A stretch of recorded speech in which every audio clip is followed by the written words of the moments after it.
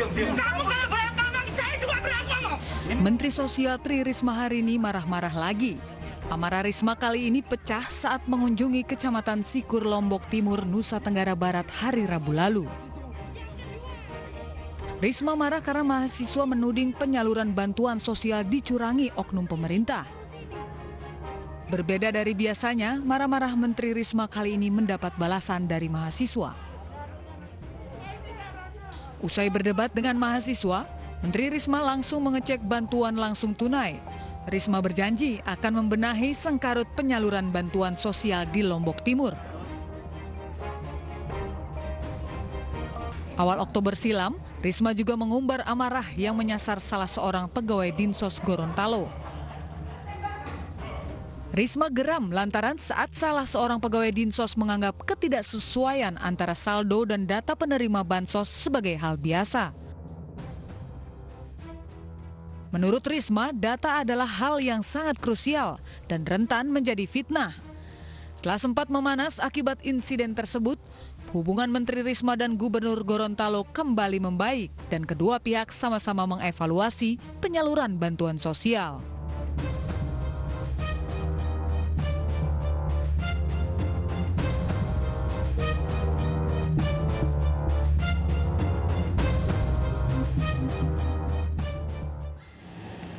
Ya, kita langsung berbincang mengenai persoalan ini bersama dengan Pangi Sarwi Caniago, pengamat politik. Assalamualaikum, selamat petang, Bung Pangi. Petang, Bang Abe. Ya, langsung saja ya Bung Pangi, haruskah masyarakat Indonesia memaklumi, memahami dan mengerti inilah cara Bu Risma bekerja, marah-marah? Ya, pertama begini Mas Abe, dari hasil riset Voxpol itu popularitas Bu Risma dari bulan April sampai survei kedua kita bulan Juli ada peningkatan. Popularitas itu di bulan April 60%, ya, kemudian di bulan Juli dia naik jadi 66%. Kemudian tingkat elektability-nya dari 48,2% naik menjadi 55%. Kemudian tingkat elektabilitas dari 2,6 sekarang sudah 2,2, sekarang sudah 2,6. Bahkan kalau kita lihat dari survei popularitas menteri, elektabilitas menteri Bu Risma sudah masuk pada elektabilitas yang cukup tinggi ya, 7,4% setelah Pak Prabowo dan Sandi. Kemudian dari popularitas menteri, Ibu Risma posisinya 9,8%, itu popularitas menteri setelah Pak Prabowo, Sandi, di bawah Ibu Sri Mulyani. Nah, Bung Pangi, singkatnya apakah kemarahan Bu Risma dalam beberapa pekan terakhir ini berkorelasi dengan likabilitas ataupun kesukaan publik terhadap kinerjanya?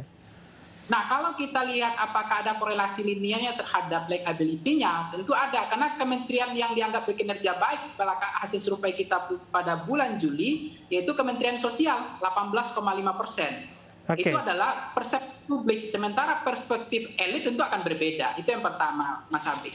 Yang kedua adalah, ini saya sebut dengan nama istilah self-attraction ya, jadi krisis atraksi pribadi saya pikir.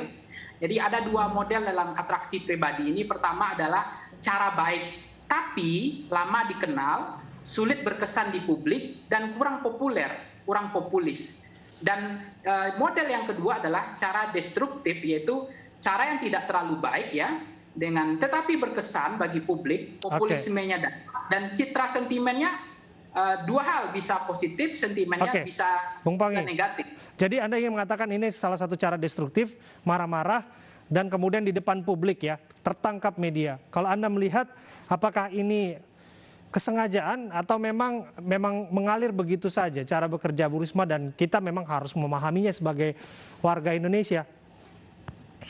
Ya, kalau ini alamiah ya atau mengalir atau ada cara dua poin ya. Pertama, kepemimpinan itu bagaimana punya kemampuan dalam mengelola emosi panggung depan. Manajemen mengelola marah ya, atau anger management itu. Tetapi kalau kita lihat Presiden Jokowi, biasanya kan polanya memang dia tidak meledak-ledak, tidak marah-marah di depan publik, tapi hanya dengan sindiran. Kalau kita lihat Bapak SBY misalnya, dia marah dengan menunjuk orangnya, tetapi dengan cara yang lebih lembut perkataannya. Tetapi lagi-lagi Mas Abe, kita nggak bisa menghakimi leadership kepemimpinan seseorang, gaya model seseorang. Ini yang menjadi problem. bagi kita. Oke, kalau kita melihat bagaimana ya reaksi Pak Jokowi sebagai seorang pemimpin tertinggi negara ini ya, sebagai kepala negara, kepala pemerintahan, beliau mengatakan bahwa sesungguhnya kemarahan atau kritik itu adalah ekspresi ya. Ketika mahasiswa mengkritik presiden, mahasiswa UI mengatakan boleh-boleh saja, tapi ada tata krama. Berangkat dari asumsi ini, berangkat dari pandangan ini, apakah sesungguhnya Bu Risma juga sebaiknya berhati-hati? Karena ada tata krama yang dimaksud oleh Pak Jokowi dalam berekspresi. Apakah ini juga bisa disematkan untuk Bu Risma? Ya, saya pikir itu bisa ya, karena memang Indonesia kita ini kan budaya tata kromo dan etika, fatsun politik itu memang antara panggung depan dengan panggung belakang itu sebagai politisi itu sangat penting. Ada poin penting gini Mas Abe, ada istilah yang disebut dengan personal trouble become public issue. Itu maksud saya adalah ini bisa menjadi penyakit. Penyakitnya begini, role model kepemimpinan Bu Risma itu tidak selesai dengan masalah pribadi menjadi masalah publik. Misalnya begini, kalau ini bisa dicontoh oleh yang lain, itu menjadi tauladan bagi yang lain, bahkan oleh kaum milenial atau kelompok-kelompok tertentu ini dianggap menjadi role model, ini berbahaya sekali. Tidak ada kemampuan politisi kita nanti mengelola emosi. Semuanya akan mengalir dan ini akan menjadi copy paste. Jadi ini berbahaya sekali kalau diikuti oleh pemimpin kita yang akhirnya kurang mampu menahan diri. Baik, yang paling berbahaya di antara itu semua adalah bila ini sudah menjadi doktrin bagaimana pekerja atau pejabat publik bekerja, yang menjadi pertanyaan jika harus marah-marah ditunjukkan adalah bentuk pekerjaan, bagaimana dengan menteri lain tidak marah-marah?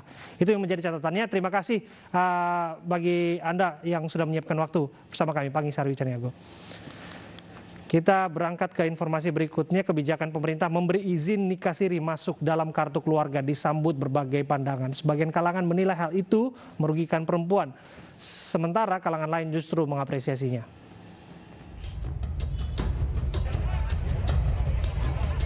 Keputusan pemerintah tentang pasangan nikah siri yang akhirnya bisa masuk kartu keluarga mendapat berbagai respon dari sejumlah warga. Di Bekasi, Jawa Barat, sejumlah warga memadati kantor Dinas Kependudukan dan Catatan Sipil sejak kebijakan tersebut diterbitkan.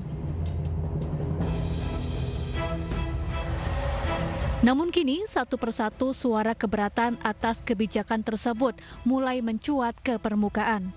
Salah satunya adalah mengenai perlindungan terhadap perempuan dan kasus hukum lainnya. Tidak hanya perlindungan terhadap perempuan, masuknya nikah siri dalam kartu keluarga juga memungkinkan bagi kartu keluarga yang di dalamnya terdapat lebih dari satu pernikahan untuk tercatat. Bagi pasangan yang nikah siri dan membuat kartu keluarga, maka akan ditulis sebagai kawin belum tercatat.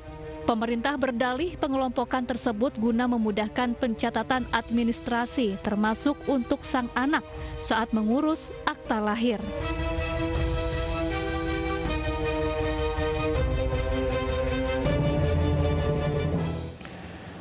Kita bahas isu ini bersama dengan Pak Ihsan Abdullah, Wakil Sekjen MUI Bidang Hukum dan HAM, dan juga Bu Alimatul Kiptiah, Komisioner Komnas Perempuan. Assalamualaikum, selamat petang Bu Alim, Pak Ihsan. Waalaikumsalam warahmatullahi wabarakatuh. Ya. Selamat petang. Saya ke Pak Ihsan terlebih dahulu ya. Pak Ihsan, bagaimana secara umum menanggapi apa yang kita bahas ini? Ya, pertama kita harus jelas bahwa yang dimaksud perkawinan itu adalah sesuai dengan Undang-Undang Nomor 1 Tahun 2004. Dalam pasal 1 ayat 1 disebutkan bahwa pernikahan itu sah bila dilakukan dengan agama dan kepercayaannya. Artinya dilakukan dengan agama mereka, apakah Muslim, apakah Katolik, Kristen, dan sebagainya, itu sah. Tetapi jangan lupa kewajiban sebagai warga negara dan negara melindungi perkawinan, maka di dalam pasal 1 ayat 2 itu jelas disebutkan bahwa pernikahan itu atau perkawinan itu harus dicatatkan. Nah, ini dicatatkan di dalam register perkawinan. Kalau Islam di KUA, yang lain, yang beragama lain di catatan sipil, kantor catatan sipil. Nah, ini artinya untuk melindungi sahnya perkawinan dan secara administrasi ya juga tercatat di dalam buku pernikahan, buku perkawinan. Nah ini saya kira prinsip dasarnya. Nah kalau kemudian Dukcapil membuat satu pengakuan atau apa itu namanya ya untuk yang nikah siri ini sebenarnya ya tujuannya bagus, tetapi nanti dalam dalam pelaksanaannya ini menimbulkan dampak yang kurang bagus. Ini sama dengan melegalkan pernikahan siri. Nah itu padahal pernikahan siri ini memang tidak melanggar agama, ya sah sama, cuma ya secara hukum hak-hak perempuan dan anak ini kurang terlindungi nanti apabila ada sesuatu di belakang hari. Nah ini saya kira yang harus diwaspadai dan harus diperhatikan, jangan sampai tujuannya bagus kemudian menimbulkan dampak. Ya. Dan secara administratif juga nanti dari hulu ke hilir ini tidak akan baik. Saya kira ini. Ya, saya bergeser ke Bu Halim. Bu Halim, jika demikian bagaimana Komnas Perempuan melihat sentimen perempuan dalam hal ini? Bahwa hak-hak perempuan harus dilindungi dan lain sebagainya. Ini kan kaitannya dengan pencatatan sipil yang diakui oleh negara mengenai nikah siri dan juga mengenai poligami. Ya, terima kasih Mas Abe ya. Sejak polemik ini muncul, kami berdiskusi dan juga mendengarkan juga penjelasan dari Admin Duk ya terkait dengan persoalan ini. Nah, dari beberapa diskusi itu, Komnas Perempuan mengenali alasan kebijakan penerbitan kartu keluarga dengan status perkawinan tidak dicatatkan adalah untuk memperkuat pemenuhan hak anak dan posisi perempuan di dalam perkawinan yang tidak dicatatkan. Namun demikian, Komnas Perempuan juga menegaskan ya bahwa penerbitan KK dengan status kawin tidak dicatatkan harus dilaksanakan dalam rangka upaya afirmasi perlindungan perempuan dan anak dengan meminimalisir celah hukum yang dapat menjadi ruang kekerasan terhadap perempuan dan memperkuat upaya penegakan hukum untuk pencatatan perkawinan.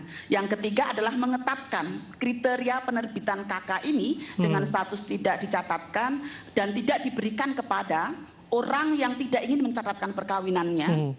Yang kedua, orang yang pada perkawinan yang dari awal disembunyikan sebagai modus poligami tanpa persetujuan istri yang sah dan ditetapkan oleh pengadilan. Dan juga perkawinan yang salah satu atau keduanya adalah anak-anak gitu. Iya, saya kembali ke Bang Ihsan. Kita masih on air, Bang Ihsan. Iya. Jika demikian bagaimana menjawabnya, melindungi hak-hak perempuan di balik ini semua. Di sisi lain kita mengerti bahwa ini adalah bagian privat, bagian privasi, agama, kepercayaan. Ya, yang terbaik tentu yang dilakukan sesuai dengan undang-undang.